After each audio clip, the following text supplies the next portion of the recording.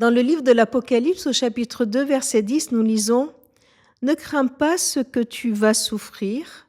Écoute, le diable va vous mettre à l'épreuve en jetant plusieurs d'entre vous en prison.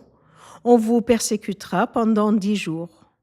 Sois fidèle jusqu'à la mort, je te donnerai la couronne de la vie éternelle. » Je ne sais pas si le fait d'être prévenu à l'avance des difficultés à venir nous encourage ou plutôt vous met carrément en panique. Tu vas souffrir. C'est fort comme terme.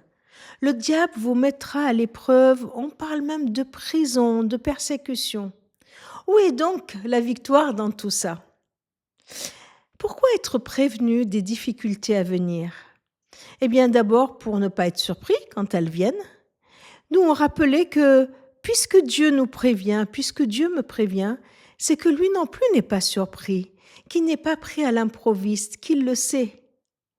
Et bien sûr, pour ne pas oublier que Dieu contrôle toutes choses, même l'épreuve. Et il met même une durée de temps, 10 jours, vous voyez. Cela ne durera qu'un temps. Voilà les encouragements que Dieu nous donne pendant que nous sommes dans l'épreuve. Quelle est la conduite à tenir? Fidélité.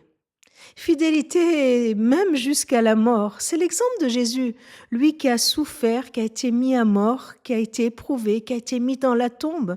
Sa résurrection marque la vie qui a jailli de cette prison qui était la tombe. La résurrection marque la vie qui a jailli malgré les épreuves, que les épreuves ne l'ont pas empêché de vivre cette victoire pleinement.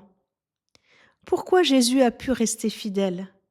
Dans Hébreux 12, verset 2, nous lisons qu'il avait en vue la joie qui lui était réservée, cette joie de nous voir au Seigneur, cette joie de voir que nous pouvons être au bénéfice de cette victoire.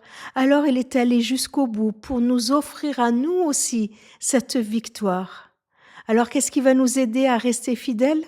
Oui, notre foi en Dieu qui ne nous abandonne pas, notre foi en Dieu qui nous donne la couronne de vie éternelle, notre foi en Dieu qui nous garantit qu'il y a une victoire dans la fidélité à Dieu.